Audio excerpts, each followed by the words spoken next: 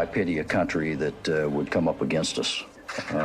The synergy with air, land, and sea forces and our ability to control the battle space and seize the high ground is devastating. All countries respect the power of the United States, and they respect how dominant we are in this region. And we get better and better and better.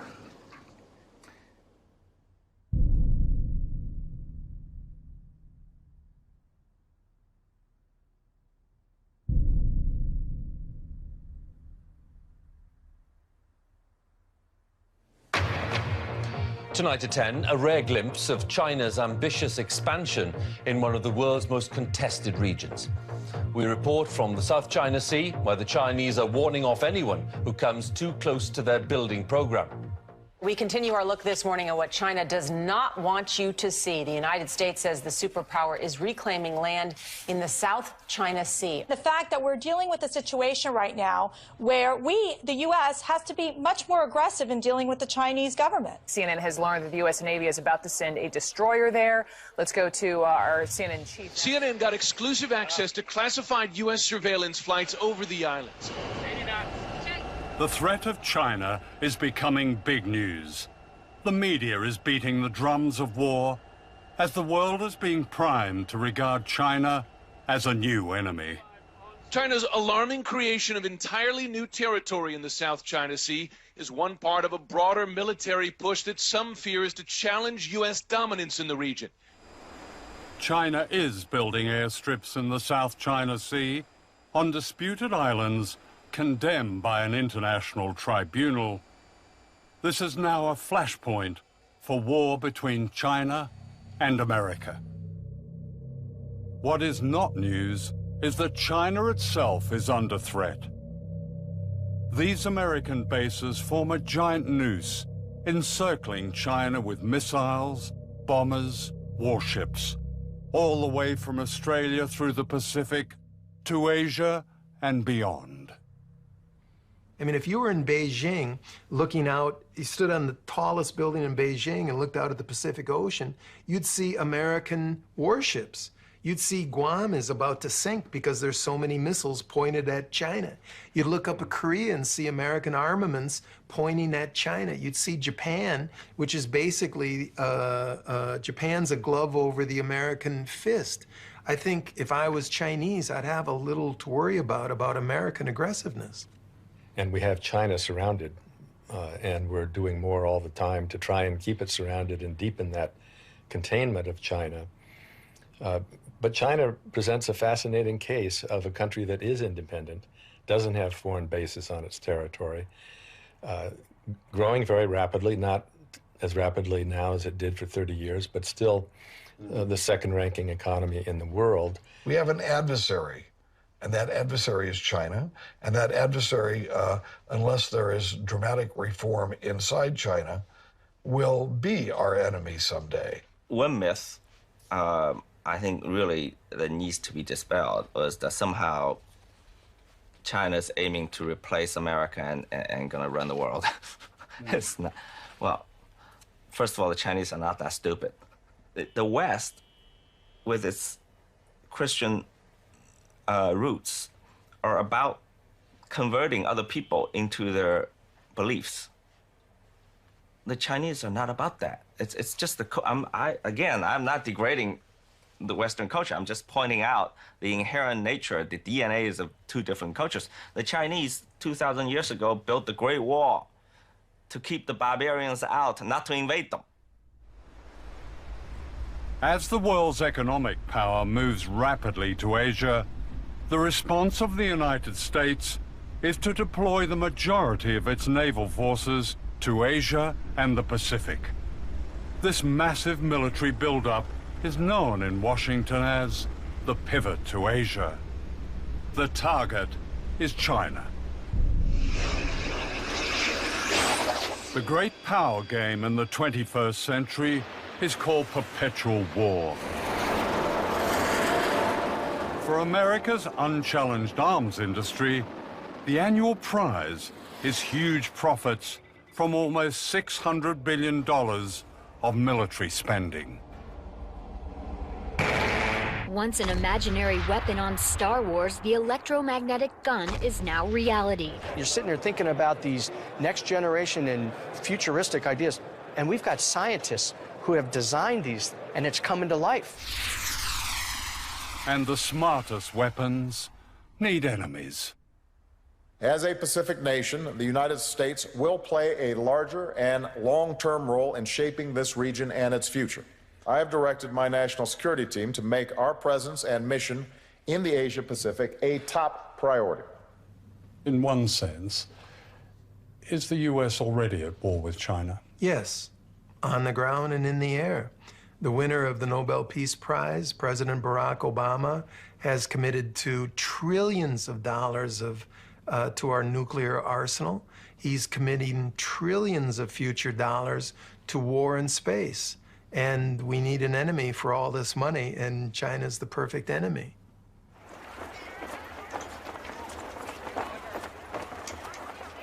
The aim of this film is to break a silence. The United States and China may well be on a path to war, and nuclear war is no longer unthinkable. In a few years, China has become the world's second biggest economic power. The United States is the world's biggest military power, with bases and missiles and ships covering every continent, every ocean. China is a threat to this dominance, says Washington. But who is the threat? This film is about shifting power and great danger. It's also a film about the human spirit and the rise of an extraordinary resistance among people on the front line of a coming war, where the words "never again" have an urgent meaning for all of us.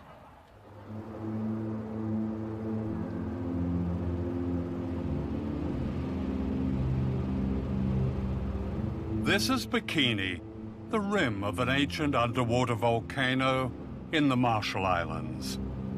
With its necklace of 23 islands, Bikini is a place of beauty and silence and menace.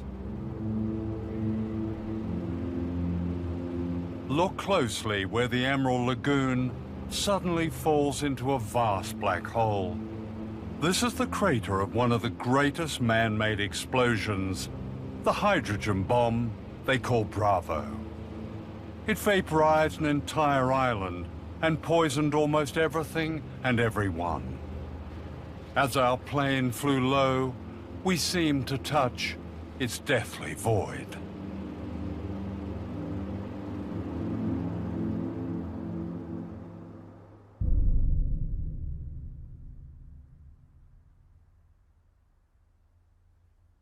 The Marshall Islands lie in the vast Pacific Ocean between the United States and Asia. Captured from the Japanese in World War II, they've long been America's strategic secret, its stepping stone to Asia and China.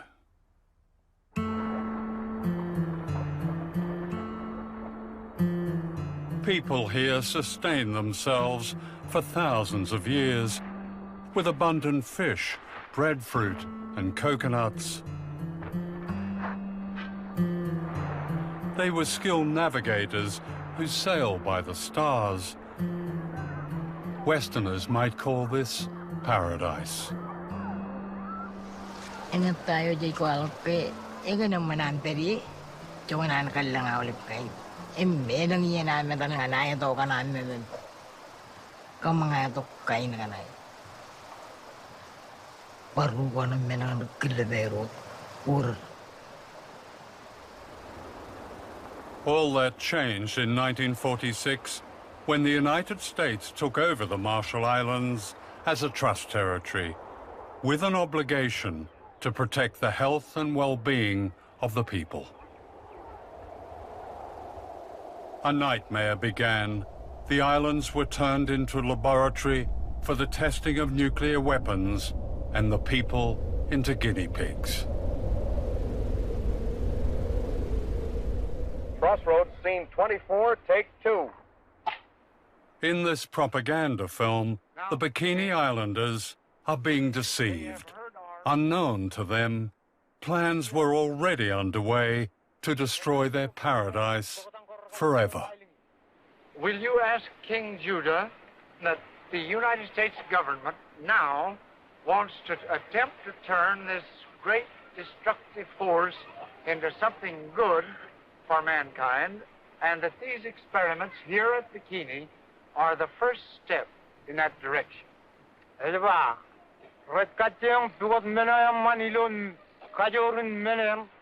Tell him that's fine. Everything being in God's hands, it must be good.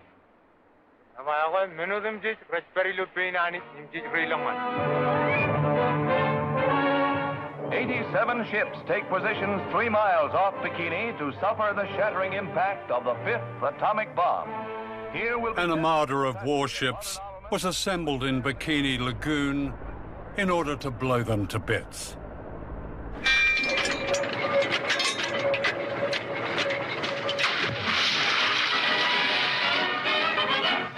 The decks of the 73 test ships anchored in Bikini Lagoon are scenes of feverish activity as scientists plot experimental programs designed to furnish data on blast effects of the mighty atom bomb. Animals were strapped to their decks like a perverse Noah's Ark. The experiment was to see how they died, how they burned. Special ointments are applied to determine their protective qualities. Other parts of the exposed areas being left bare to the atom blast. 3, 2, 1, take.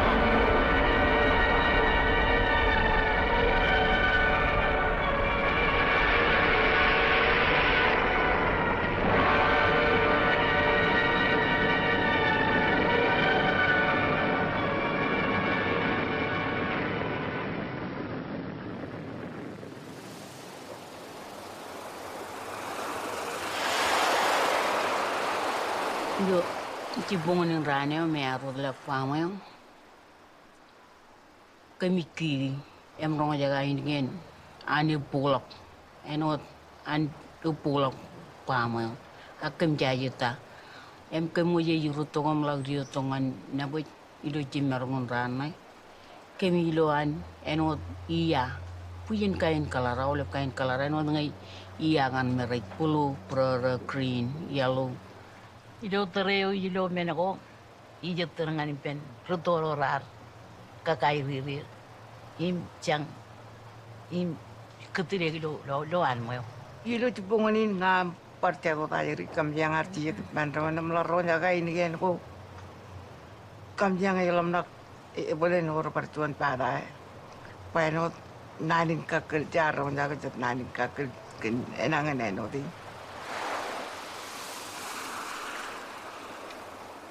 Being on Bikini today is disturbing ghosts. I struggle through the jungle to the bunker where they pressed the button at 6:45 on the morning of the H-bomb test. Now claimed by the undergrowth, it's like a subterranean temple to modern times. They drank milk-made powdered milk, smoked Lucky Strike cigarettes, and later this sign was erected that's beyond irony. It says, "Please leave this property as you find it. Thank you for your kindness and understanding."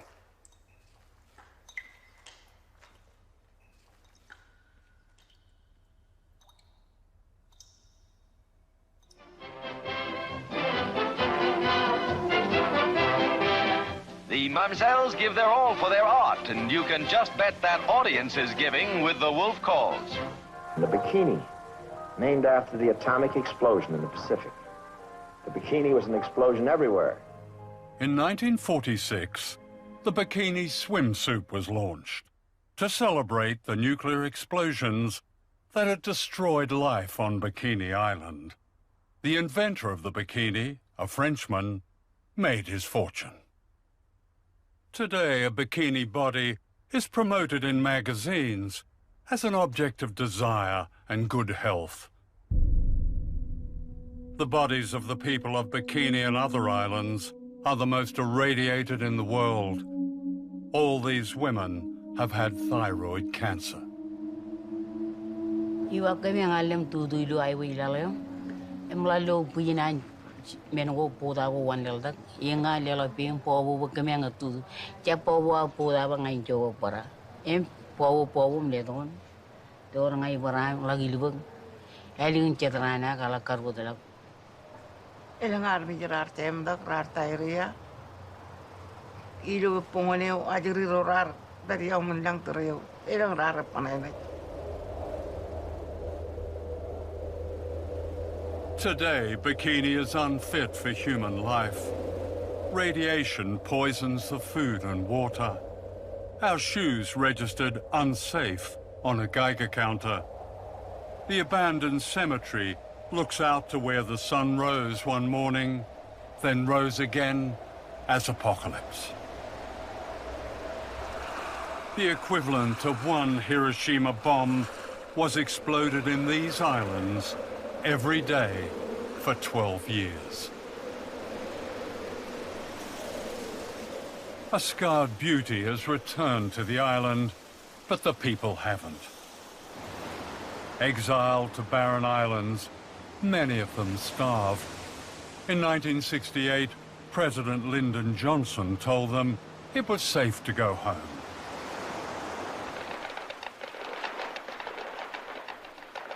But it wasn't safe, and the US authorities knew it wasn't safe. Ijala ke minin priamar karar kamane ngana chep accident aglukun molin karar rar do godin kokore ijin ya enigan enim im inkiye unnair tongom enot program kana ido kan garana kaga yo chongan an cherwal payini pem aga karja accident manne. What happened as a result of the Bravo test was that a cover-up was launched very shortly after March 1. I mean, there's such a history of wrong information, outright lies, deception. There was no attempt to take the most conservative approach and make sure that everybody was okay. They knew where the radioactive fallout was going to go. And they took that risk and went ahead and detonated the bomb, knowing full well which way it was going to go. They still had an opportunity to evacuate, even on the day of the shot. But these people were not evacuated, we were not evacuated, and the people on Udrich were not evacuated. So it only leads one to believe that, number one, the United States needed some guinea pigs to study what the effects of radiation would do. And that's a pretty strong indication that the United States knew that. It seems extraordinary. Here we are, this far into the 21st century, talking to people still frightened of all that nuclear fallout, all those tests, all those years ago. The impression I get is that there's so little trust among people. The U.S. is trying to provide as much information, as much good information as we can. Yeah. And so I wouldn't accept the characterization that there have been lies and cover-ups. The word guinea pigs comes up a lot from these survivors. I would refer you to our embassy website on that. I've read it. And that question was looked at during the Clinton administration, and that was not the conclusion they came to. The secret of the Marshall Islands is Project 4.1. Declassified documents reveal a scientific program that began as a study of mice and became a study of human beings exposed to radiation. Chicago is where it all began, and to the AEC Argonne Labs in Chicago last week came 7 men, natives of the Marshall Islands. Levin is from Utrecht. He and the rest were irradiated by our March 1954 hydrogen bomb test. John is mayor of Rungala, which is 100 miles from Bikini. John, as we said, is a savage, but a happy, amenable savage. His grandfather ran almost naked on his coral atoll. The white man brought money and religion and a market for his copra. John reads, knows about God, and is a pretty good mayor. The Iron Room is a radiation detector for human beings. Inside, John, the mayor, whose first visit to the white man's country meant San Francisco cable cars and Chicago skyscrapers and streamlined trains, whose first visit to the white man's country meant the Iron Room. A savage governs his life by ritual. And he understands this because he thinks of it as a new ritual. Sitting alone inside the room. Outside, a strange kind of priest in a long white coat. When the ritual of the Iron Room was over for John, it began for the others. As each finished, he was told it was over, and he was given apples and other good things to eat. Then he took off the ritual clothing, and the 7 men put on the suits and topcoats they had been lent in Hawaii, which they would return in Hawaii on their way back in the Marshall Islands, in the middle of the Pacific Ocean. United States government documents clearly demonstrate that its scientists conducted human radiation experiments with Marshallese citizens. Some of our people were injected with or coerced to drink fluids laced with radiation. Other experimentation involved the purposeful and premature resettlement of people on islands highly contaminated by weapons tests to study how human beings absorb radiation from their foods and environment.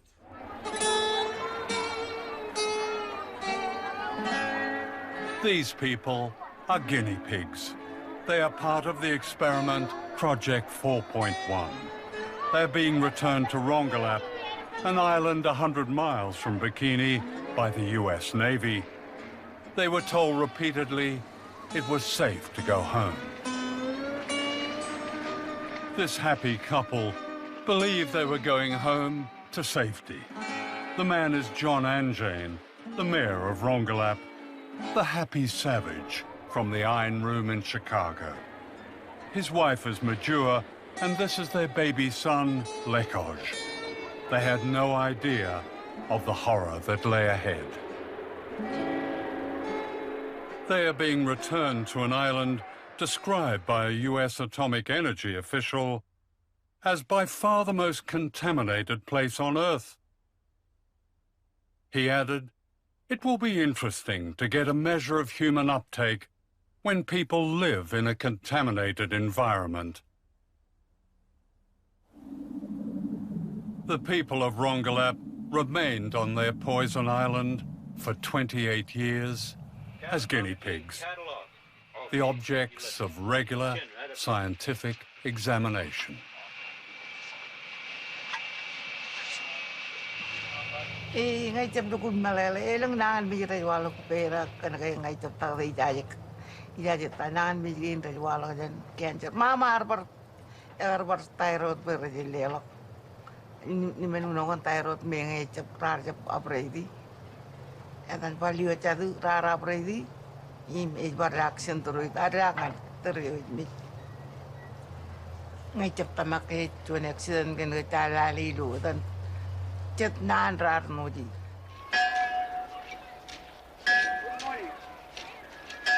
islanders pleaded with the US authorities to move them to safety as evidence emerged that the second generation, the children, were also poisoned.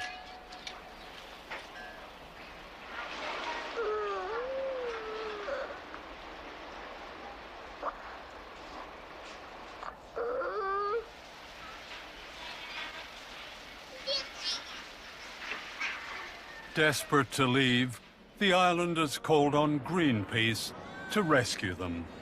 This ship, the Rainbow Warrior, moved the entire population to an uncontaminated island. They called it Operation Exodus.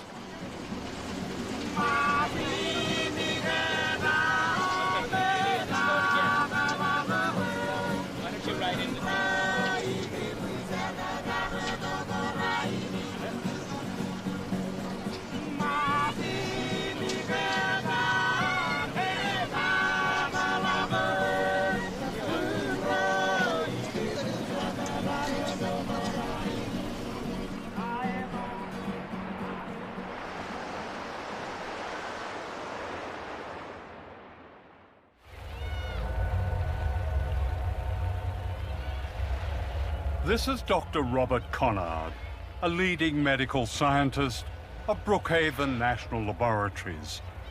Conard devoted his distinguished career to examining the islanders.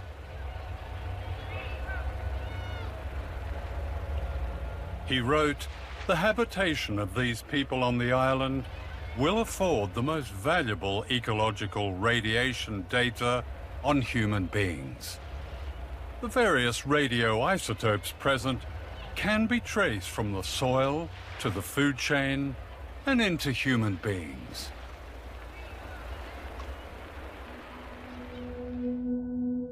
Dr. Conard gained the trust of whole communities. When he brought the islanders to New York to be examined, he showed them the sights and had them over for a barbecue.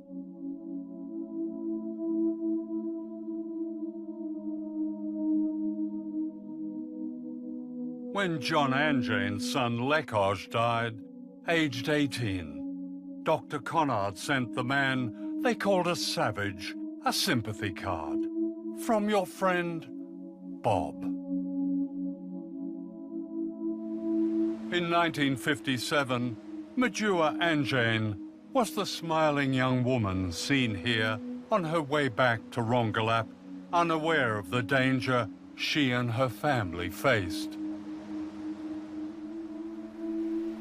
This is Majua 28 years later, grieving the death of her son Lekoj from radiation poisoning.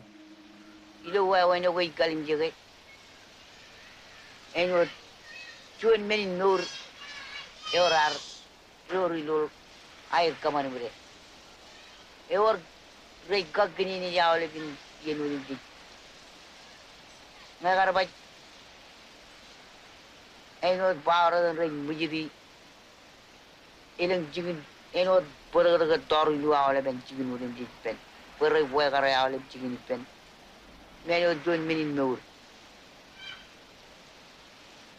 imino terrain ilu agar kalmjewa when I jarbale arjuan meno ilmun eroika kenge ila kalmjewa when I jarbale no minin nur pachik e chalo wewin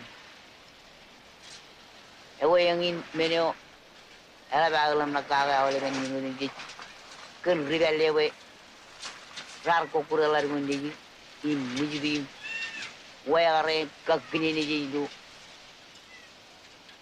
wawe na irtag di, ingon minin nur pachik, ewe yang in menyo ikalam laujan kaga awale beran.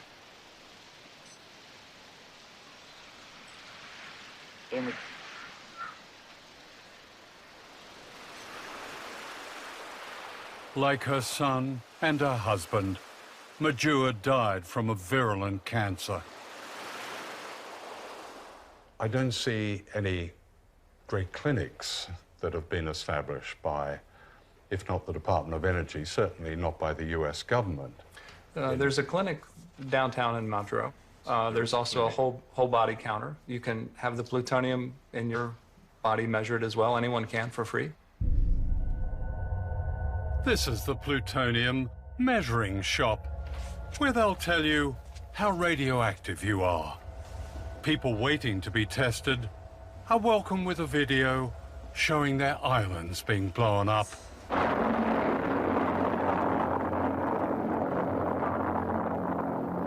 And this reassuring commentary. Yagwecom Aulip, Etaim Bill Jackson, Program Manager of the Department of Energy, DOE Marshall Islands Program.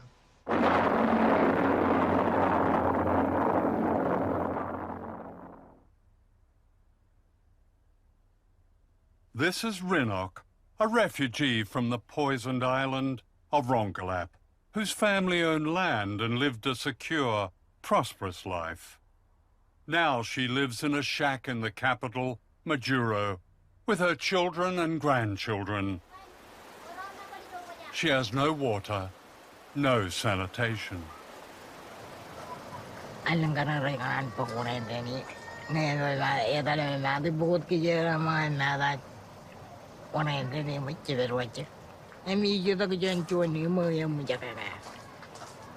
And power, she has electricity?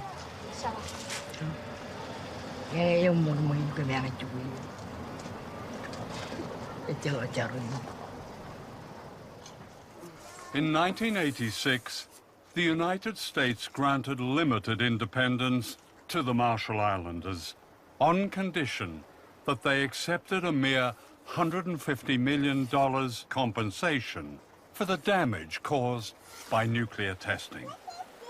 A claims tribunal was set up and soon ran out of money. An appeal to the US Congress more than a decade ago still awaits a reply. Icap karir ngerai menen merong penglalu na yana kalabai kedorai rang nai per uyaki mangai.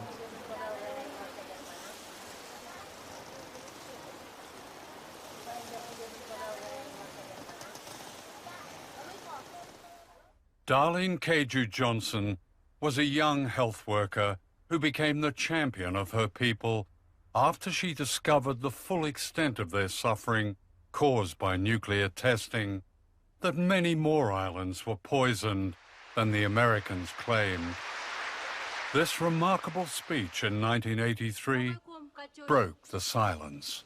I bring greetings from the Marshall Islands and throughout Micronesia. We have hundreds of women who have miscarriages.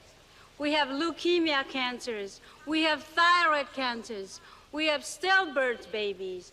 We have nowadays, I just gone back from home, and I have talked to many women and men in the population, is that we have babies we call jellyfish babies. A baby is born on a labor table, and it moves up and down like this. It's a colorful, ugly thing. It does not shape like a human being. It moves up and down like this on a labor table because that thing is breathing. That is a baby. In 1982, Darlene married Giff Johnson, the author of this tribute to his wife. Darlene was one of the liveliest, most entertaining individuals that I have ever had the pleasure of knowing. She was a voice for the voiceless. Like so many Marshall Islanders, Darlene died of cancer, age 45.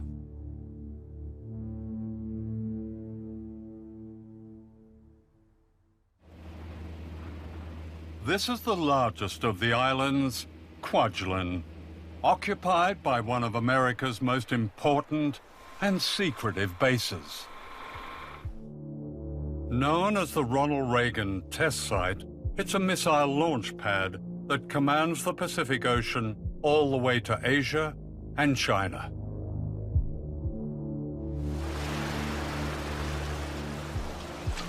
Here, the people of the Marshall Islands are once again being subjected to the testing of weapons of mass destruction designed for a coming war. The base is part of a remarkable plan known as Vision 2020. Devised in the 1990s, its aim is described officially as full spectrum dominance. This means control of all land, sea, air, cyberspace, and space. 5, 4, 3, 2, 1, ignition. From California, almost 5,000 miles away, the U.S. Air Force tests its intercontinental missiles by firing them at the Marshall Islands. Imagine a missile coming screaming out of the sky. It's absolutely terrifying. I think that there's really nothing that I can imagine that would be more terrifying than this. And we're talking about devices that any one of them could go off course. None of this disturbs life on the base, where small-town America has been recreated, a wonderland of the suburban good life. Enjoy it. Thank you. Thank you. Fabulous. But there's nothing better than living on a tropical island. I pretty much have beachfront property, you know? It's great. I love it here.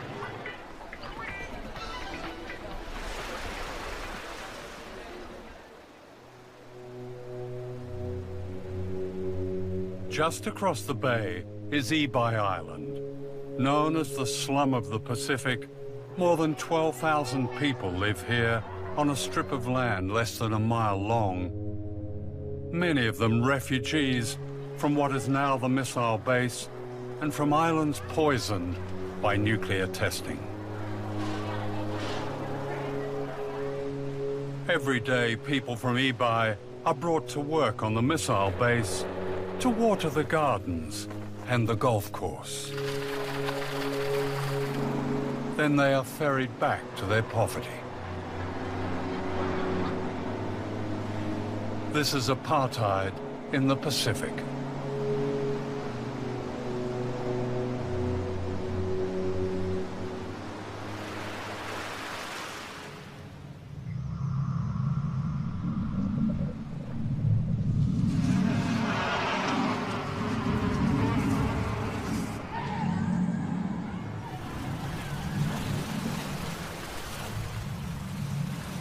Ibai needs a lot of things. What? Medicine, Getting medicine. education, and job. Vegetable and fruits. Vegetable and fruits. Yes. Here we are, it's a tropical island, and you need vegetable and fruit. Yes. Fish, vegetables, and fruit were once abundant on Ibai. Today, fish is contaminated by toxic pollutants, says the Environmental Protection Agency. Now the only food most people can afford is processed and imported. They have the highest rate of diabetes in the world.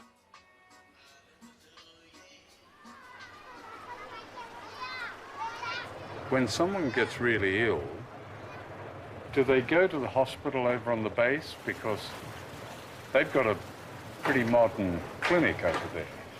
They don't treat them with medicine. They just go there for taking the blood and then X-ray. So what happens when somebody is seriously ill? They cannot do anything. The most consistent example given is the example of the Ronald Reagan missile site and Ibai next to it. On the Ronald Reagan missile site, there's a vivid example of the United States, golf courses and swimming pools and all kinds of amenities. Right next to it is what is called the slum of the Pacific. It's a challenge. Ibai is in great need right now. We've talked about infrastructure. One of the projects the U.S. is working with our Australian colleagues and with the Asia Development Bank is a sewer and water project, desperately needed for Ibai. Ibai is overcrowded. The schools need repair. Actually, the U.S. military did a survey back in the 70s and found that the sewers didn't work and the water didn't run and the electricity wasn't there. It only happened not all that long ago. They found almost exactly the same thing. Why hasn't that been fixed? There's complete agreement that Ibai should be a priority, and not only because of the current activities of the Ronald Reagan Space and Missile Defense Site, but there's also now an additional component that is providing for global security, and that's the Space Fence project by the Air Force. Every missile fired on the Marshall Islands by the U.S. military costs $100 million each. This derelict school bus is the only one on Ibai. They can't afford to replace it.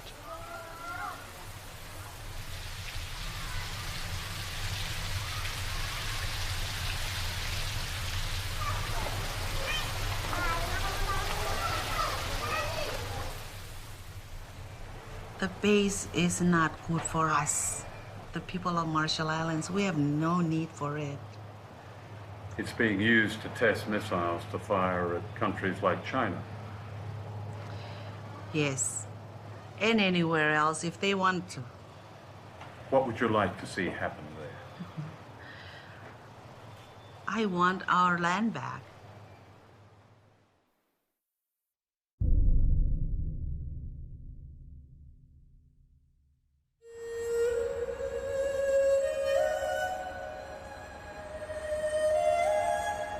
This is Shanghai, the historic port on the Yangtze River, China's greatest city. I had arranged to meet the American author James Bradley, whose latest best-selling book, The China Mirage, reveals an extraordinary hidden history of American power and modern China. It was almost illegal for someone like me to know a Chinese for almost all of American history. The Chinese came to America to mine gold and build the railroads, and Americans decided we didn't like the competition. So in 1882, we had the Chinese Exclusion Acts, which kept the Chinese out of the United States for about 100 years.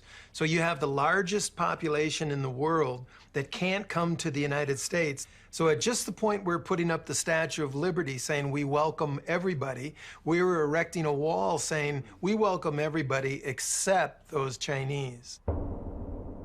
Fear of a rising China today is the latest chapter in a history of propaganda that presented the Chinese as uncouth and infantile.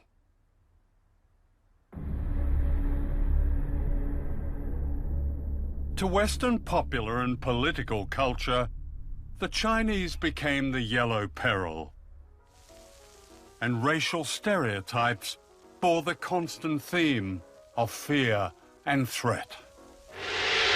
Boris Karloff as the evil Fu Manchu, his passion for power twisting his brilliant mind as he revels in the horrors of human sacrifice and torture. Behind the mask of Fu Manchu. This caricature of an entire people concealed another agenda: opium.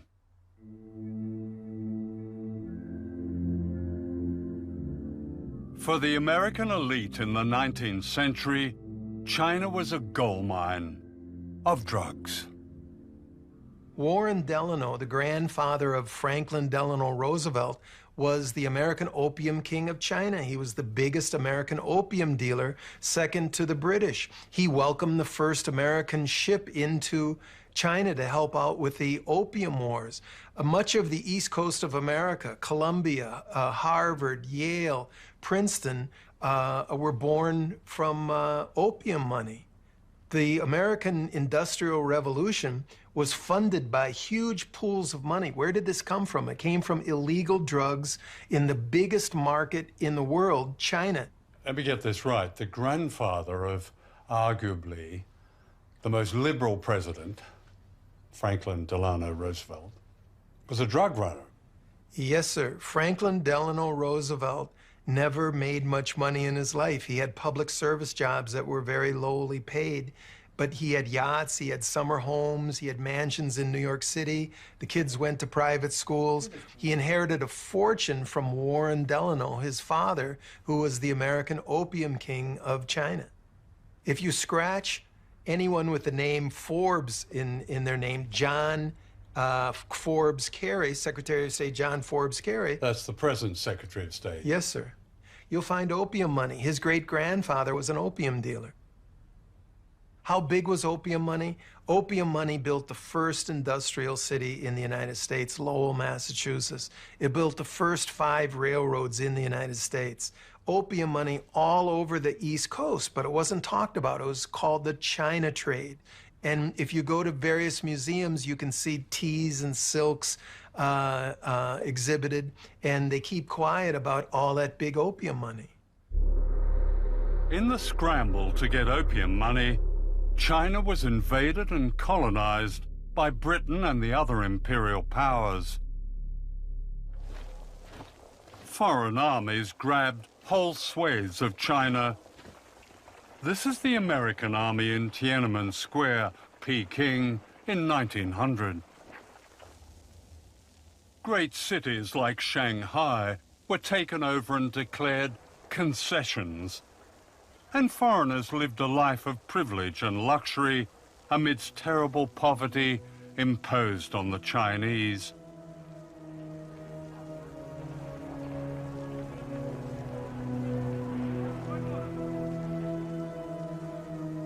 A resistance, known as the Boxer Rebellion, was put down with the savagery.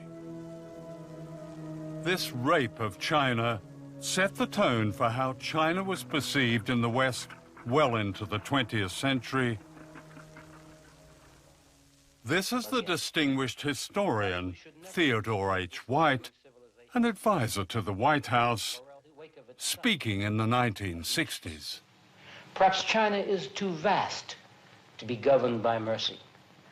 Yet if Chinese mind craves order, they must be brought to recognize they are the biggest factor in the world's disorder. And we must untangle the madness of their mind. The most difficult task in the world is to reach the minds of men who hate you. What White was really complaining about was the loss of a China that the imperial West could dominate, and the defeat of General Chiang Kai-shek, who with his famously powerful Christian wife, Mei Ling-sung, guarded America's interests in China. That is, until they were thrown out in 1949 by a communist revolution led by Mao Zedong. Mao had beaten Chiang Kai-shek 3 times in huge battles involving millions of combatants. Mao was a winner in this contest from the early 1930s on, but we knew very little about it, and people don't understand that even today. Shanghai hears the message clearly as foreign businessmen board up their shops. Go now, go quickly, for communism marches. Take what you can, but flee. In pell-mell haste, the Western powers evacuate the city they have built, for good and bad alike must leave. The businessmen come for profit, as well as missionaries come to heal, must say goodbye, as out the Yangtze steams the last of Western influence, and farewell to a century.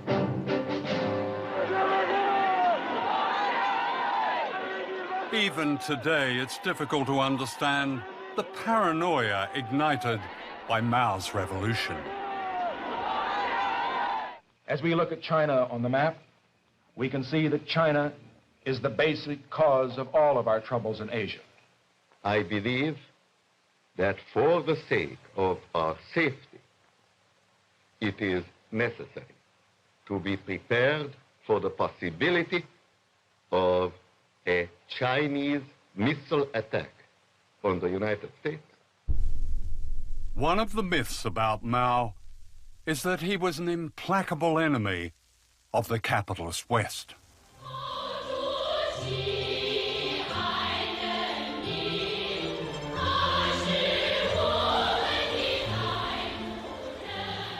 Shanghai today is a prosperous international city, still run by the communists, at least in name.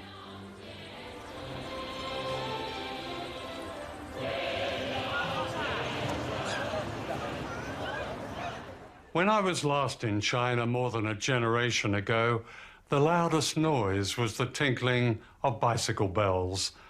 Mao had just died, the streets were dark, the universities were closed. The chaos of the Cultural Revolution had given way to a great silence. "We're exhausted," was the freest comment I heard. Coming back, the change is barely comprehensible. Here in Shanghai, the freedom bears no comparison. Yes, there are issues with human rights, especially the right to speak against the state and challenge its power. Since I was last here, millions of people have been lifted out of poverty, many of them into an entirely new middle class. This epic is still barely understood in the West, or should that be willfully misunderstood? The truth is that China has matched America at its own great game of capitalism, and that is unforgivable. One measure of China's new capitalism is the Uran Rich List. This league table of China's mega-rich is published by Rupert Hugenworth, an old Etonian whose Chinese name is Huron. He's received many awards, including China's Man of the Year. This year, 2015, has probably been the most extraordinary year of wealth creation in the history of China again. You know, I've been doing this list for 15, 16 years. I've never seen a year like 2015. You know, normally for 200 million pounds or $300 million, we find, say, about 800,000 people. This year, 2015, it's doubled. There'll be more dollar billionaires known about in China than in the US. So the US, up until now, has been the leader in terms of business, you know, the most successful business tycoons in the world. China 2015 will have overtaken the US, so amazing.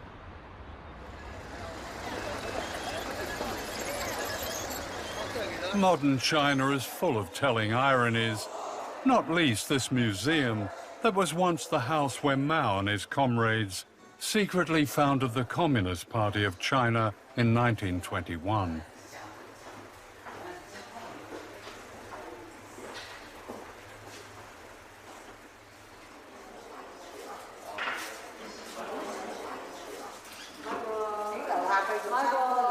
Today it stands in the heart of an exclusive, very capitalist shopping district.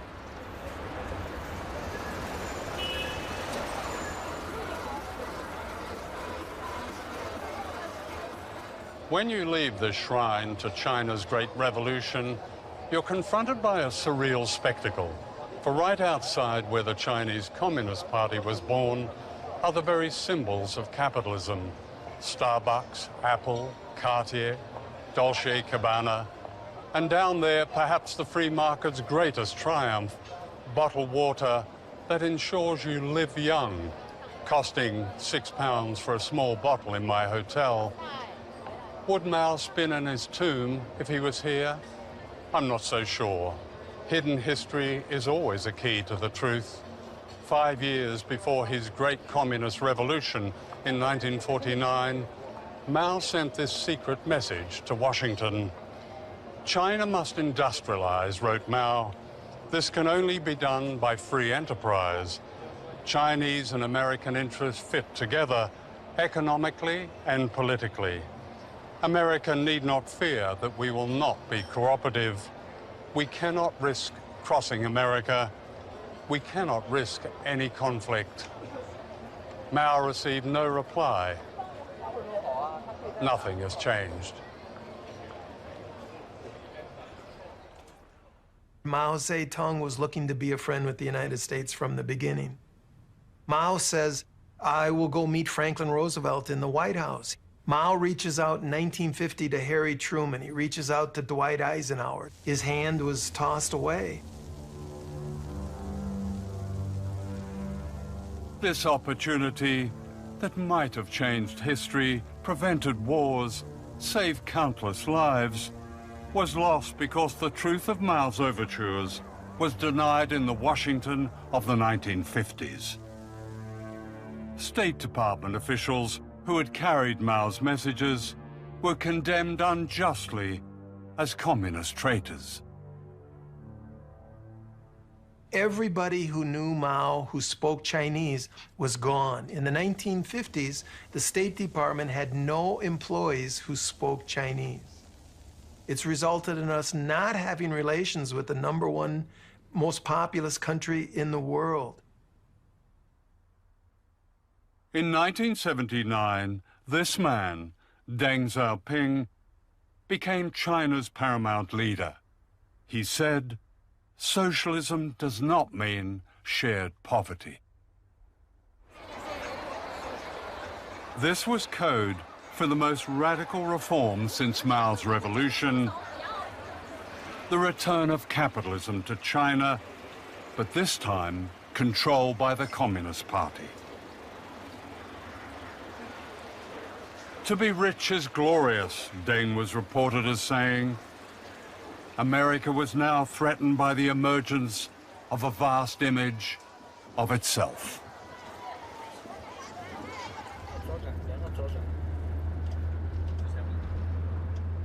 This is one of the many very exclusive gated communities in Shanghai, where an apartment is one of the prizes of the new communism.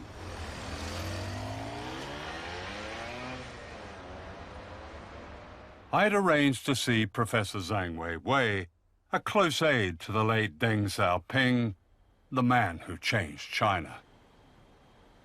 Deng is really extremely long-term visionary, a leader with exceedingly long-term and strategic vision for his country, for his people. And China is still following that path. You know.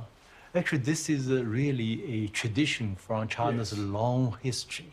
You look at even like Mao, you know, he said we should, you know, surpass UK by which year we should surpass United States by which year. So this tradition continues to this day. Even Xi Jinping today is also doing the same. Actually, what many Chinese have problem with Western media is the stereotypes about China. If you are content with stereotypes, you miss so many things. You know, if BBC broadcasts something, they are happy to always mention this communist dictatorship, this autocracy. No, actually, with this kind of label, you know, you cannot understand this China as it is. But if you watch BBC or CNN or read Economist and try to understand China, it will be a failure. It's impossible. Multiple parties fight for political power and everyone voting on them as the only path to salvation to the long-suffering development. This is Eric Lee, a Shanghai entrepreneur, educated in America, and typical of a new, confident, outspoken political class. Now, in China, there are a lot of problems, but at the moment, the Chinese, the party state, has proven an extraordinary ability to change. I mean, I make the joke how in America, you can change political parties, but you can't change the policies. In China, you cannot change the party, but you can change policies.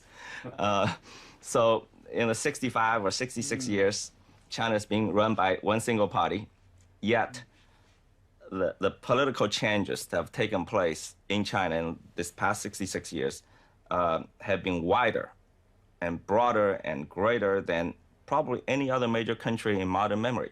So in that time, China ceased to be communist. Is that what you're saying? Well, China is a market economy, and it's a vibrant market economy, but it is not a capitalist country. Here's why. There's no way a group of billionaires could control the Politburo as billionaires control American policymaking. So in China, you have a vibrant market economy, but capital does not rise above political authority. Capital does not have enshrined rights. In America, capital, the interest of capital and capital itself has risen above the American nation. The political authority cannot check the power of capital. And that's why America is a capitalist country, but China is not. This is the ironic title of a best-selling book by Zhang Liezhi, a journalist and critic who lives in Beijing. Many Americans imagine that the Chinese people live a miserable, repressed life with no freedom whatsoever. That's not quite true. If you speak to many ordinary Chinese people, they will tell you they feel their life are quite free. Some 500 million people being lifted out of poverty, and some would say probably 600 million people. That's a great achievement. For many Americans, the yellow peril has never left them. I think there's a fear about China. Of course, there's a fear of China's rapid rise, but it also has a lot to do with China's the label as a communist state. China's objectives are modest compared with their weight. They're not trying to run the world. They're not even trying to run Asia Pacific. I think they want to keep America from dominating the Asia Pacific. So they have what they believe is their rightful place in Asia Pacific because of the long civilization, long history, and their size. So their objectives are really modest compared with their capacity. The wealth, the new wealth in China, they often say this is the product of self-made entrepreneurial skill. Yeah. But is it not also the product of the exploitation of people at the bottom? What are known in China as migrants, but they're not really migrants, they're Chinese. If you really, go to talk to these migrant workers, you will find quite surprisingly, over the past 5 to 7 years, they have experienced a greater income increase than any other social groups. China is not a class society. But China is a class society. These are the homes of migrant workers, people who build and service the new China.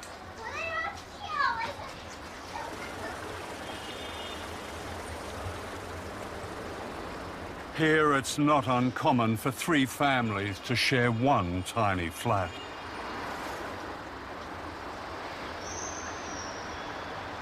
You would associate a socialist country with equality, but unfortunately, since the reform has started, China has become one of the most unequal societies in the world. The income gap is widening. Government, I feel, have retreated some of the responsibilities, left the market to take over, but the market does not always treat women kindly. Some private companies, they would just refuse to hire child-bearing age women. And sometimes when women become pregnant, they will sack them because they don't want to pay the maternity leave. And in fact, the income gap has grown much bigger between men and women. Your old boss, Deng Xiaoping, presided over the bloodshed in Tiananmen Square. What would you say to the survivors of Tiananmen Square? Because so many of those did fight for what they saw as democratic change in China. In 1989, there were 2 political forces. One was those represented by the Chinese students. Their hero was Mikhail Gorbachev, who happened to be in Beijing. Their slogan was, Soviet Union's today, China's tomorrow. So the idea was political reform first, other reform second. Otherwise, China would be hopeless. Yeah. And Deng's message was the opposite. He thought Gorbachev was an idiot. Yeah. He thought, China must have economic reform first, other reform second. This priority must be set clearly. Unfortunately, at that particular moment in 1989, the 2 political forces could not reach a compromise. So definitely a tragedy occurred. Yeah. It was more than a tragedy. It was a massacre, of which the memory remains a raw presence in modern China. Why does the Chinese state still fear the few who speak out? And I'm thinking of Liu Xiaobo. Yeah, exactly. I mean, this man won the Nobel Peace Prize, and he's in prison. He's violating Chinese law, by a big margin. So, actually, the freedom of expression, similar views are aired by many people, but he's really going to the extreme. Liu Xiaobo challenged the government to implement democratic reforms and has spent a total of 13 years in prison. Why can't a confident China accept a criticism like that? So Nobel Peace Committee makes huge mistake. They owe the Chinese an explanation. If you cross the line, you violate the Constitution, you violate so many laws, you should be punished.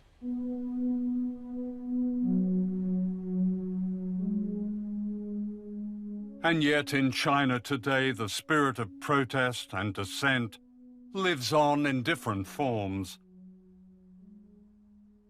In 2015, strikes and community protests and activism reached record levels.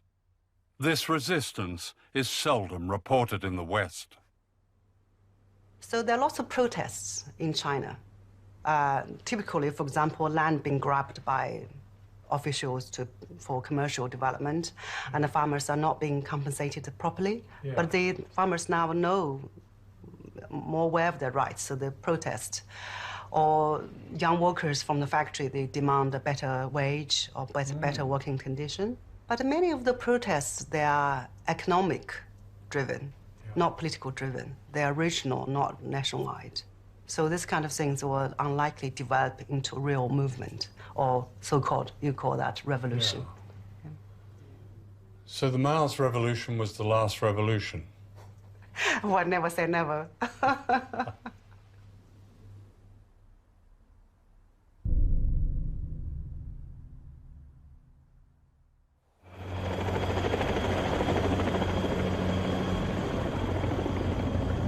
The Japanese island of Okinawa is occupied by 32 military installations.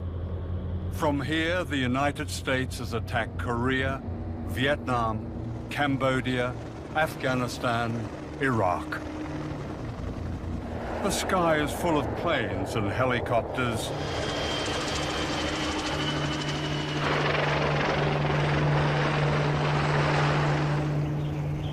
Wherever people go, they are fenced in and told to keep out.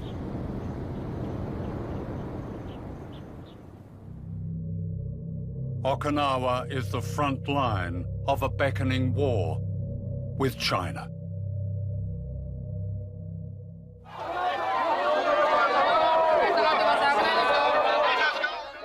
Aged 87, Fumiko Shimabukuro is one of the leaders of a non-violent resistance that's challenging Washington's pivot to Asia.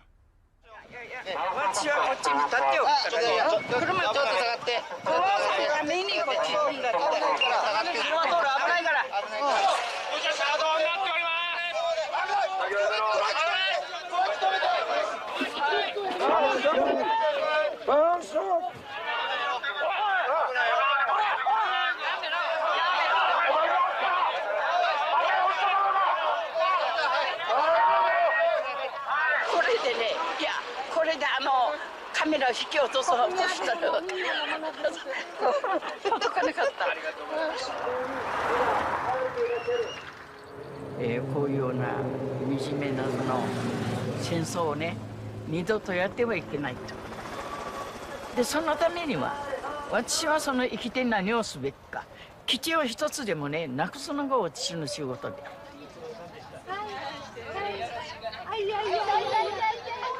Fumiko is a survivor. A quarter of the civilians on the island were killed in the American invasion in 1945, and a fear of war has been passed through the generations.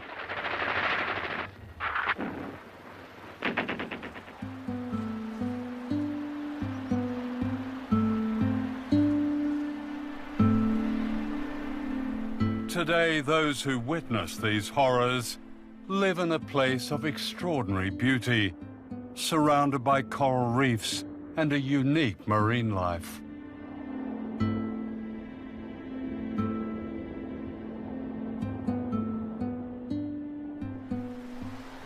It was here in Hanoko Bay that the survivors of World War II sought refuge, and it's this they're now fighting to save. It's an epic struggle that pits these island people against the greatest military power on Earth.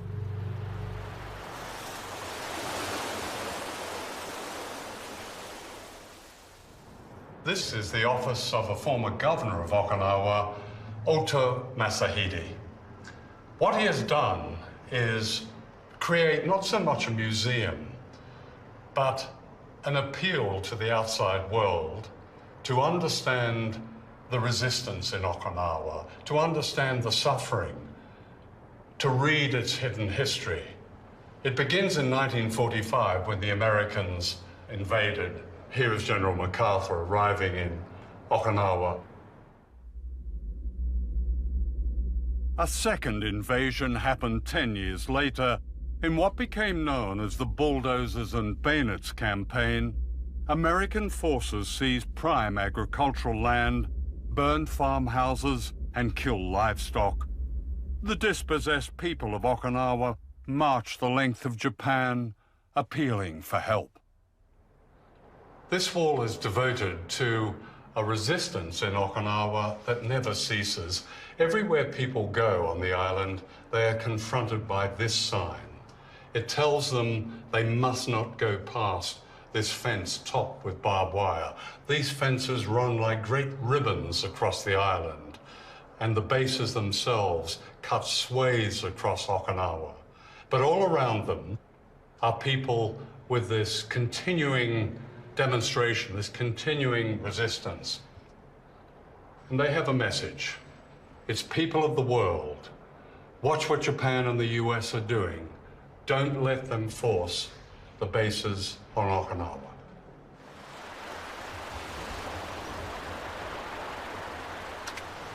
そしてね、沖縄はずっと戦後ずっと基地はもうこれ以上の基地負担は嫌だと言ってきたことを日本政府はアメリカに対してはっきりものを言っていない。アメリカにもいい顔、沖縄にもいい顔してる。だからそれに対して腹が立ってちゃんとアメリカにものを言ってくれという気持ちでいます。まあだからここにジュゴンの保護区を作るためにはここに基地があったらできません。だからその基地はですね、国がもたらされてくるという民話があります。でその民話の中にジュゴンがですね、担い家内の幸からその幸を担い家内からその死者をですねがやってくるというふうに言われています。その担い家内から死者を連れてくる時にですね、ジュゴンの背中に乗ってくるというふうに言われているんですね。All this will be lost when much of the bay becomes concrete runways for bombers at Camp Schwab, the huge US Marine base behind this fence.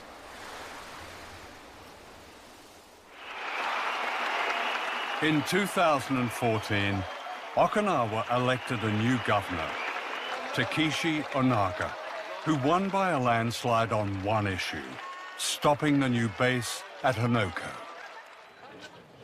This was election night outside the American base at Camp Schwab.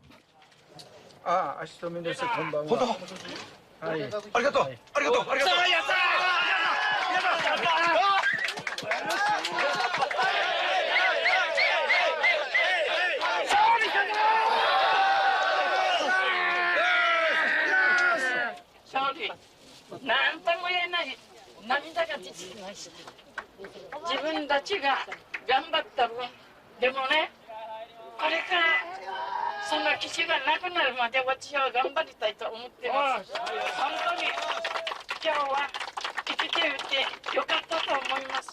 はい。We shall overcome. We shall overcome someday. Oh, in my heart, I do believe we shall overcome someday.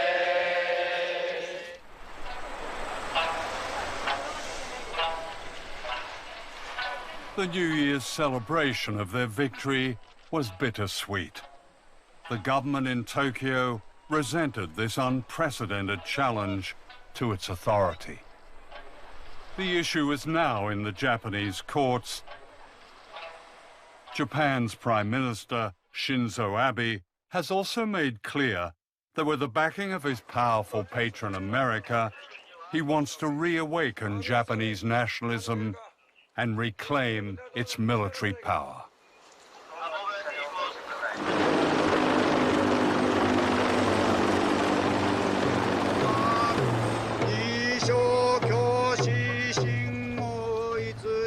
While we were filming this ceremony outside the base, on a day when people paid respect to their departed loved ones, giant American helicopters circled above us, intimidating as always.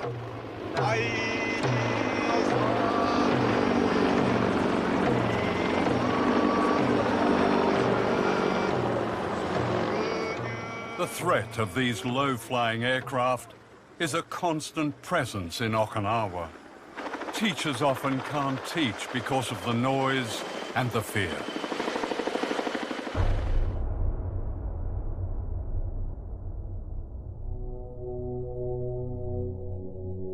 This was the carnage when an American fighter crashed into a primary school after the pilot had ejected to safety.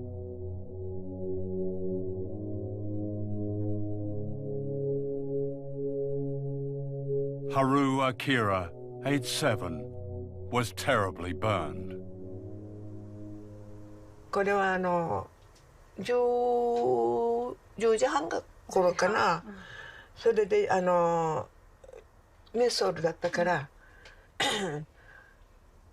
マスターサードンかな、その方が石川に教授って時落ちていますのでメモリ校に行ったんだけどどこにいるか分からなかったんですよ、その当時。でそれ人から「あきら君は病院中部病院に行ったよ」という人が「あきらはあっちにいますよ」と言って知らせて行ったから焼けているようにして焼けてもう一目見るだけでも苦しくてもう全くヤギさんが焼け焦げている状態でした。それ話したくないですよね。Akira suffered throughout his youth and died from his injuries, aged 21.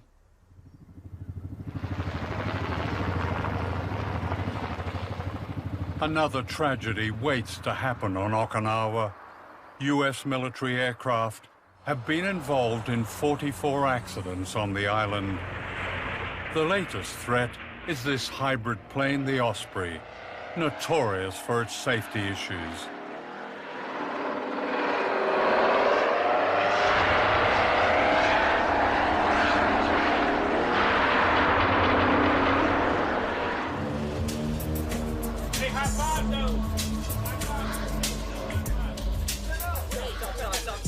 Wherever the military is based in Asia, there is a relationship with local people, especially women, that often breeds resentment.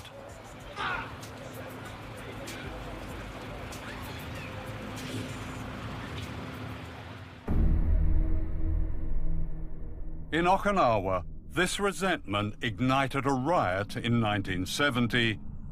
Scores of American GIs were pulled from their cars, which were set alight. For Washington and its compliant ally in Tokyo, it's this kind of insurrection that they fear.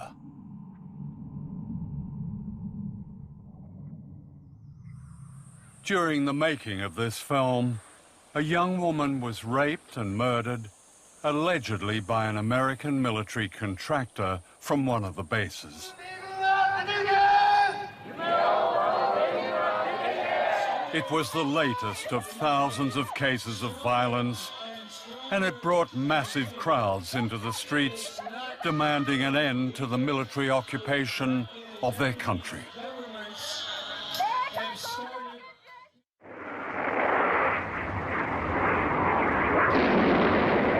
This is a Mace missile, designed to carry a nuclear warhead. During the Cold War, the United States secretly installed nuclear weapons at this launch pad in Okinawa. Most of them were aimed at China.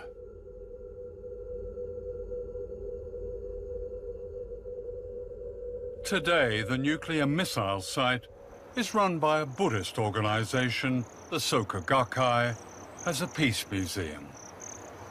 In 1962, the atomic weapons loaded on the missile was almost launched. They're almost launched? Yeah. According to the spokesman of this military base, said they were ordered to prepare, then received second order to stop it. One of the American servicemen whose job was to fire the Mace missiles has since revealed that China was a nuclear target during the Cuban Missile Crisis in 1962. We were told that we had to launch all the missiles, but we only had one missile headed towards Russia, and we did not see why we should have to involve the other countries.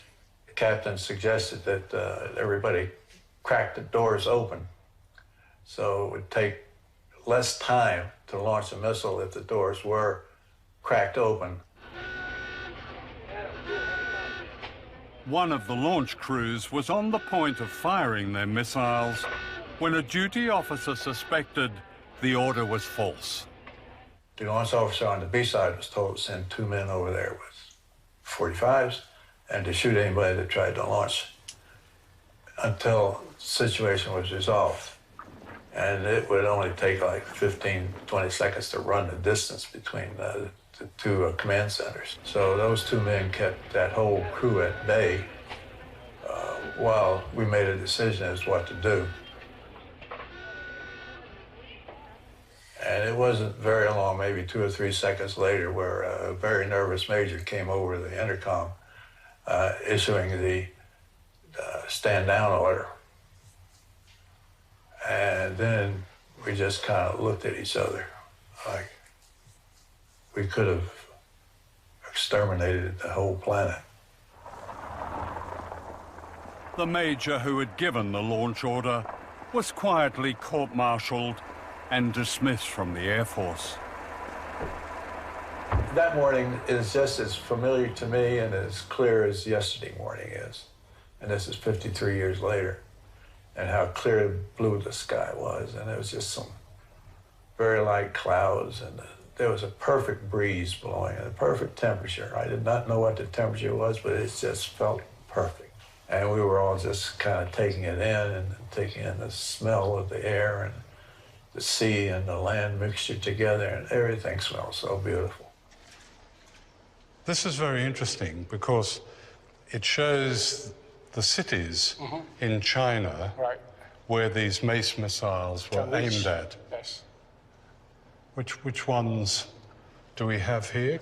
This is Okinawa Island. So within 2,000 kilometers, you find Peking or Beijing, Xi'an, UK, and Hong Kong, Shanghai, Taiwan, Taipei, and Pyongyang, North Korea, within the range of missile.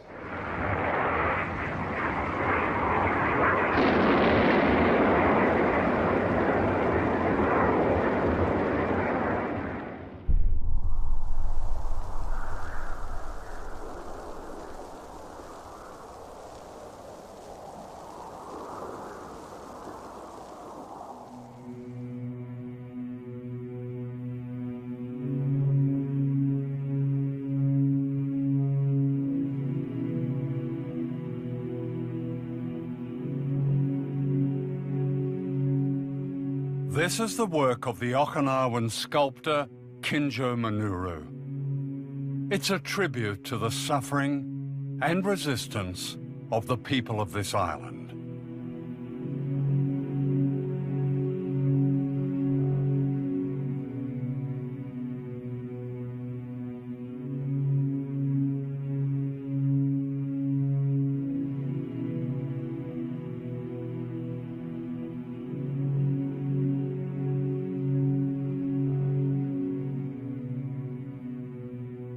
More than 1,000 miles away, on the Korean island of Jeju, these symbols of struggle are hauntingly similar.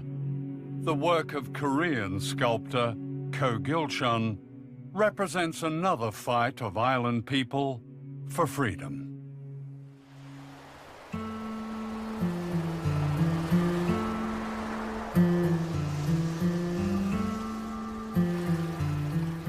A semi-tropical sanctuary of unusual beauty, Jeju Island is a World Heritage Site.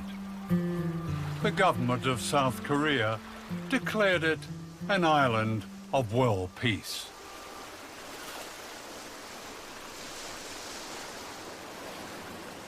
But on this island of peace has been built one of the most provocative military bases in the world, less than 400 miles from Shanghai.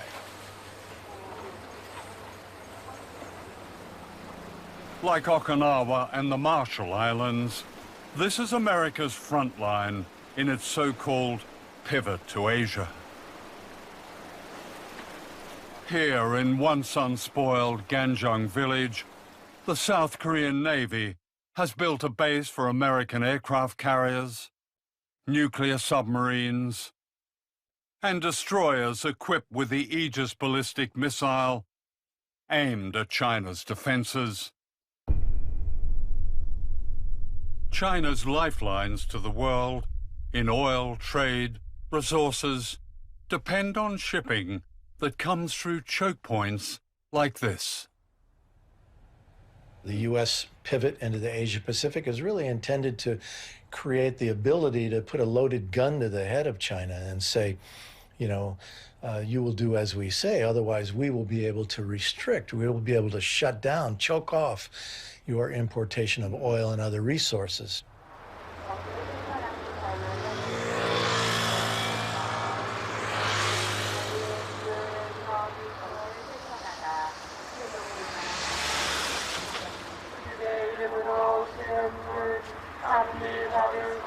For 9 years, every day, often twice a day, these Catholic priests have staged a mass that blocks the gates of the new military base on Jeju Island.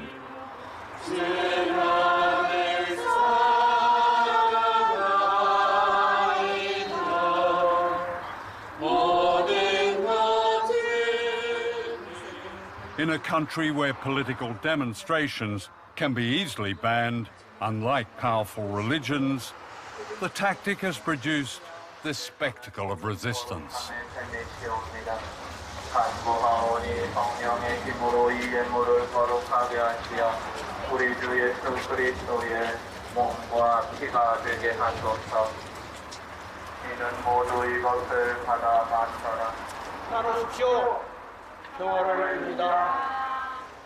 Father Moon Jong-hun has led the fight to stop the base being built and several times suffered serious injury.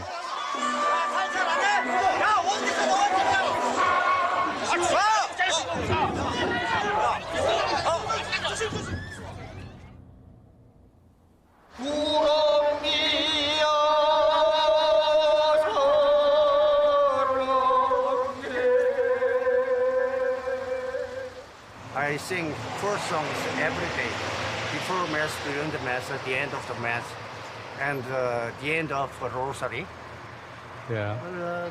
The content of the song is very beautiful. The writer and the composer is the musician from this island. Oh. So I love him very much. And he gave me the song that I practiced.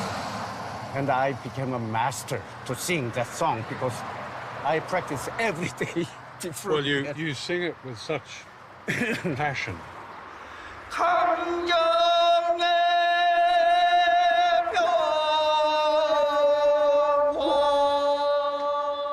Sometimes we just wait. Typhoon, typhoon struck. Do you sing then? Do you have a mass when the typhoon strikes? Oh, yes, during this. No exception. What will happen if this base becomes operational? They have destroyed the environment, destroyed the life of villagers. No, we should be witness of that oppression and violence, you know. Why do they do it? Well, they'd like to rule the Pacific area, whole area, right? They'd like to make China isolated in this globe. Yeah. You know? It means U.S. government want to be emperor of this world.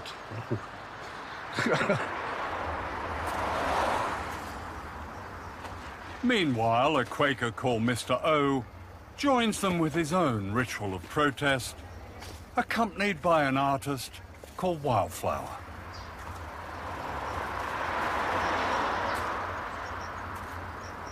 오츠원 선생님이 삼보일배를 하다 보면 이렇게 바닥에 숙여야 되잖아요. 그래서 차들이 올 때 못 볼 수 있어요. 매우 위험하죠. 그래서 제가 뒤에서 좀 눈에 띄게 이렇게 하고 있으면 그런 교통사고를 막을 수도 있고요. 저도 제 바느질이 명상이라고 생각하거든요. 실제로 그 뇌파가 명상할 때 거의 비슷해요. 바느질할 때. 저는 저 해군기지가 명백하게 미국의 전쟁기지라고 생각해요. 그래서 배칠과 더불어서 우리나라 한반도 남쪽, 전쪽, 서쪽으로 미군 기지가 들어있어요. 그래서 저는 이 제주가 마지막 이 이 서해안 쪽으로 전쟁 벨트를 지었는데 그 벨트의 맨 마지막이라 생각을 해요. 그 당연히 이거는 중국이 겨냥하고 있기 때문에 중국과의 분쟁 또는 이쪽 동북아의 평화를 정말 위협할 수 있는 그런 기지라서 이게 가장 큰 위험이라고 생각을 해요.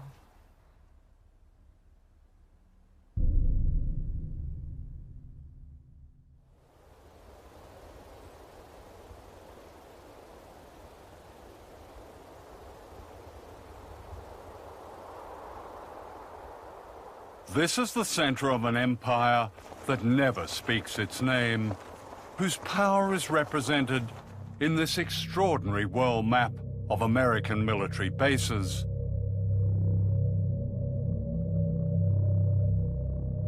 "4,000 bases in the United States, almost 1,000 bases spread across every continent." The archipelago of empire, the bases that we have around the world, hidden in plain sight, are the real territory of our empire. But at the same time, we maintain independent governments in Japan or South Korea or Germany.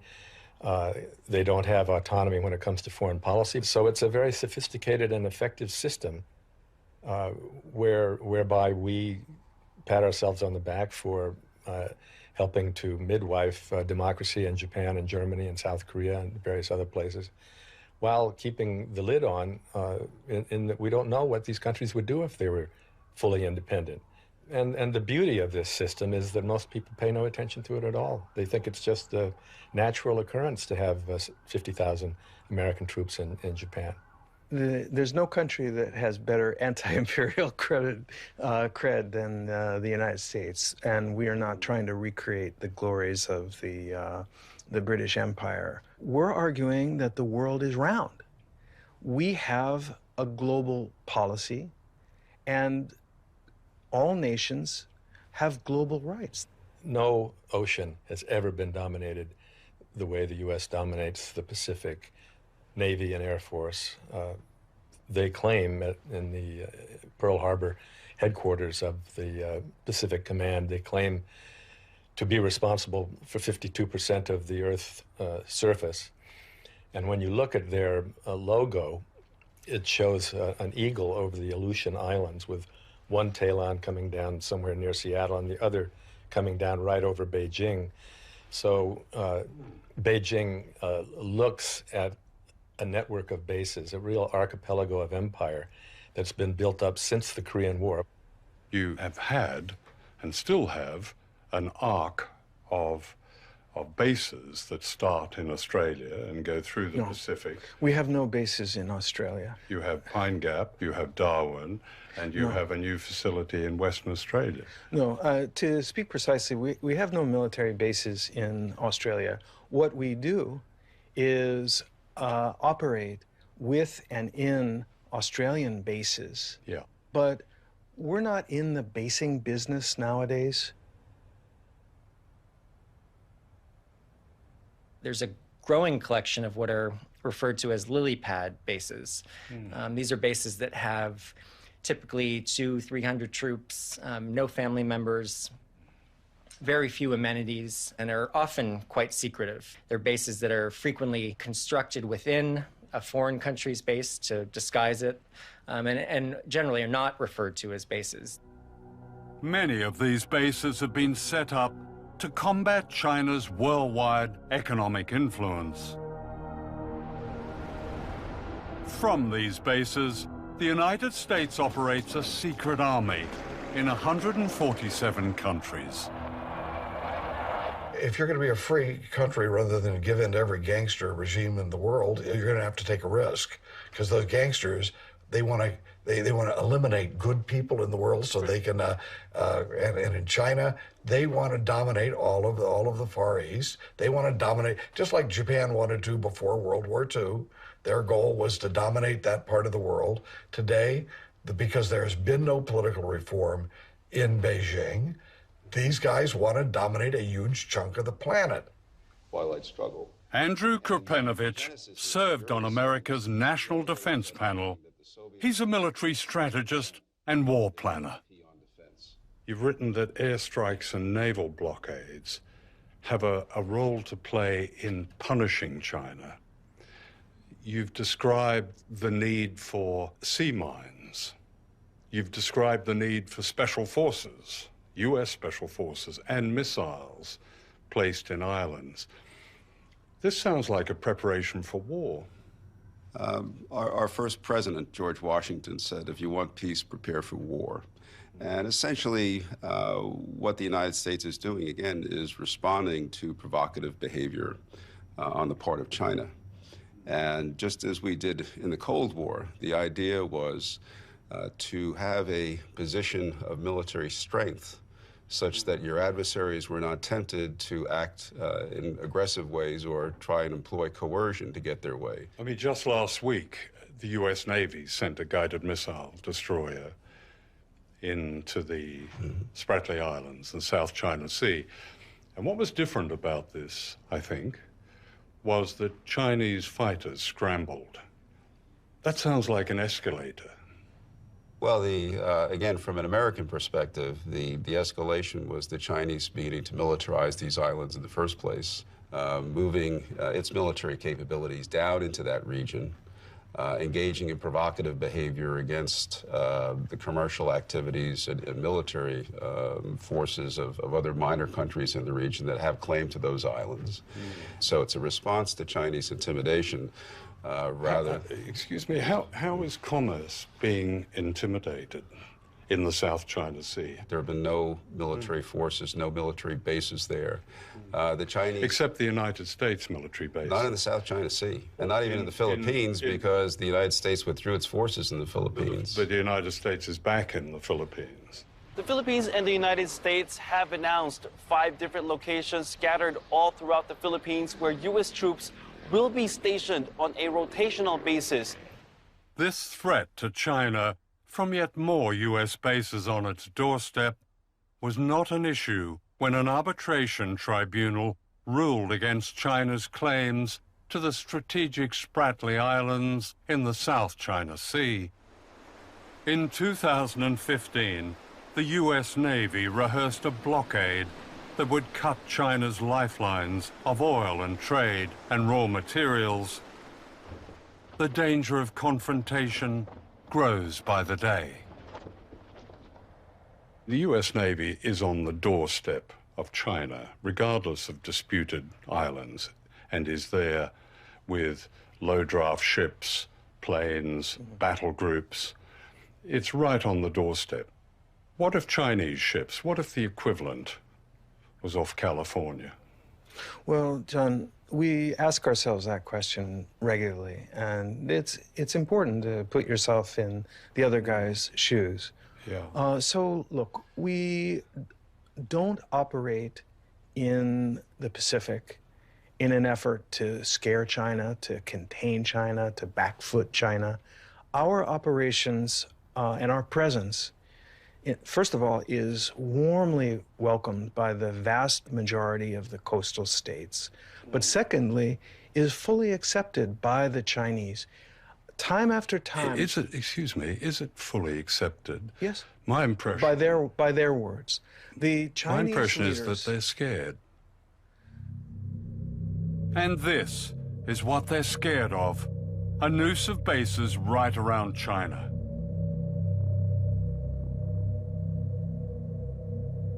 Missiles, bombers, drones, warships, a provocation of war.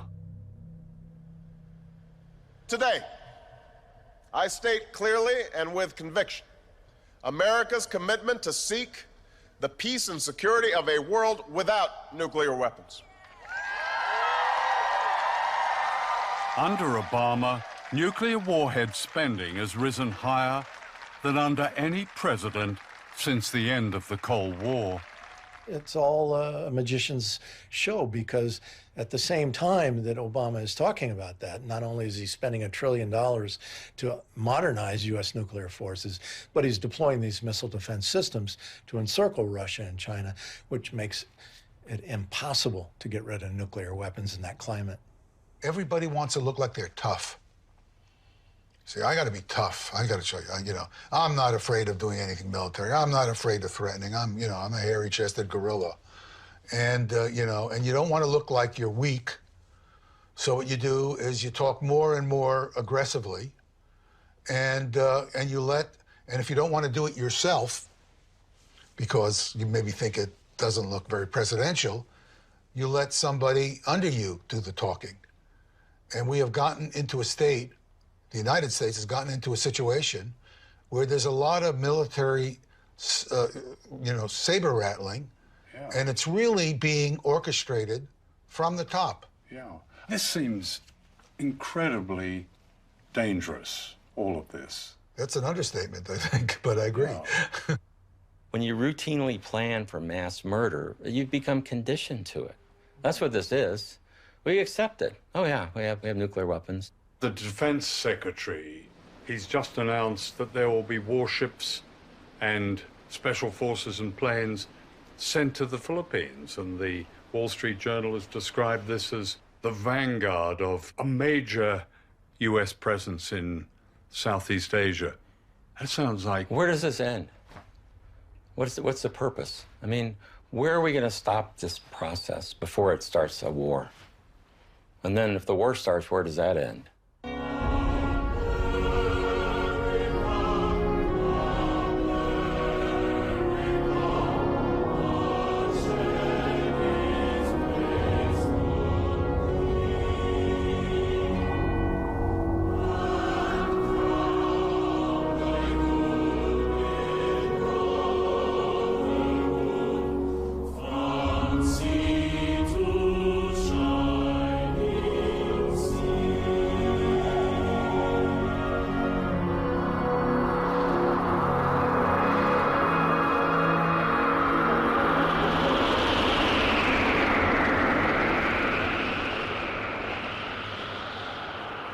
The scientific studies that I teach by the scientists that predict that the Earth can be made essentially uninhabitable from nuclear war, the scientists have been begging the Obama administration, well, they wouldn't say begging, but they've made multiple requests to meet with them and discuss these predictions because they're peer-reviewed studies, and they've been turned down over and over again.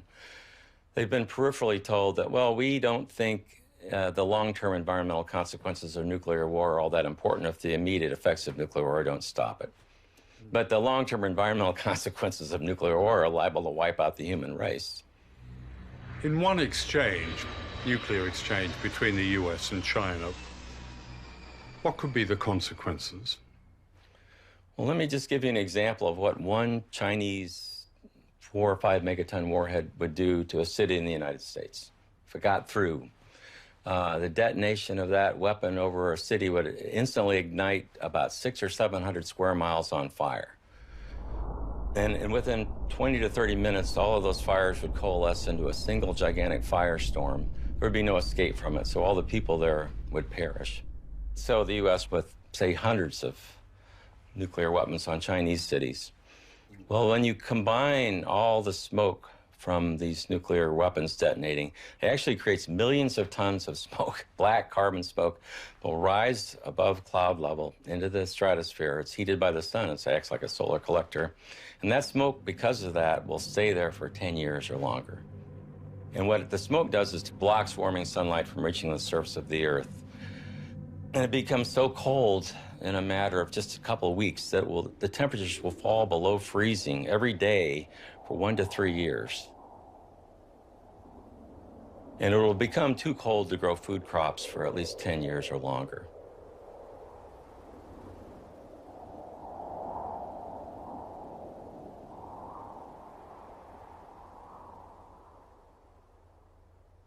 I mean, there's like a total disconnect with the changing world.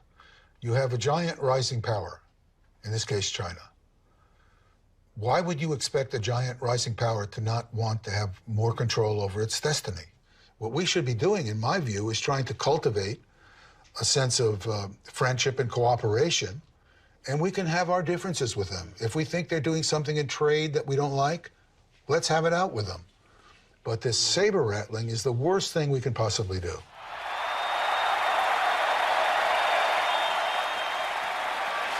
It is time to show the whole world that America is back, bigger and better and stronger than ever before. We don't have victories anymore. We used to have victories, but we don't have them. When was the last time anybody saw us beating, let's say, China in a trade deal?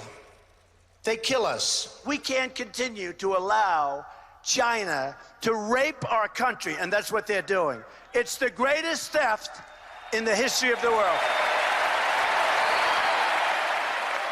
The new president, Donald Trump, has a problem with China. The urgent question now is, will Trump continue with the provocations revealed in this film and take us all to the edge of war? There never have been two countries more interdependent on each other than China and the U.S. in history. And China is the largest trading nation in the world and in history. So China's economy and their society and their lives are linked to the entire world, including America and the West and all the other countries. So I think interdependence between these two countries and among all the nations of the world speak to peace.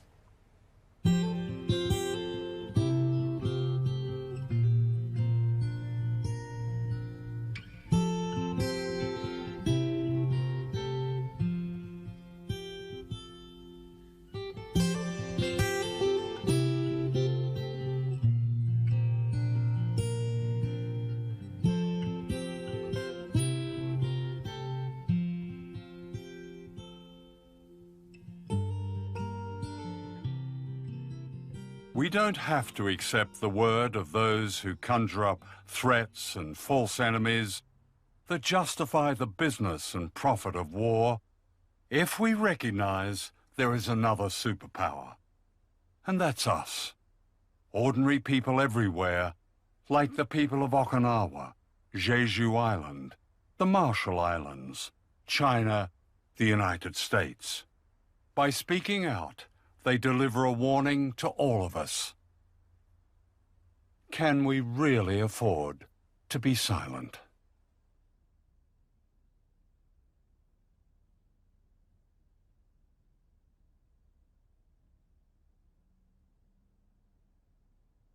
We'll meet again.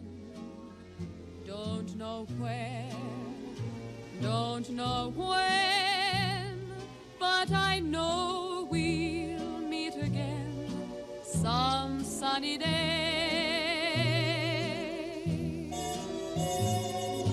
Keep smiling through, just like you always do, till the blue skies drive the dark clouds far away. So will you please say hello to the folks that I know? Tell them I won't be long. They'll be happy to know that as you saw me go, I was singing this song. We'll meet again. Don't know where, don't know when, but I know we'll meet again some sunny day.